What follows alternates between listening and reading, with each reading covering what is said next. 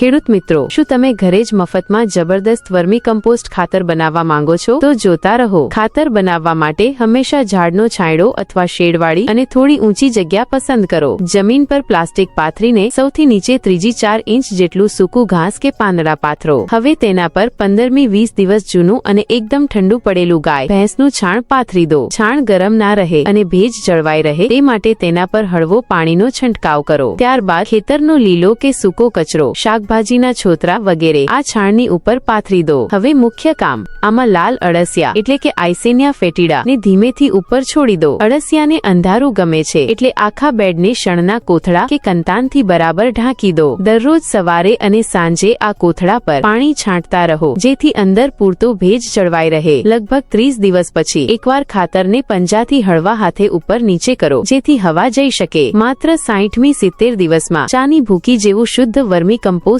ખેતરમાં નાખવા માટે તૈયાર. ખેતીની આવી જ આધુનિક માહિતી માટે એડવાન્સ ફાર્મિંગ ગુજરાતીને અત્યારે જ સબસ્ક્રાઇબ અને ફોલો કરો.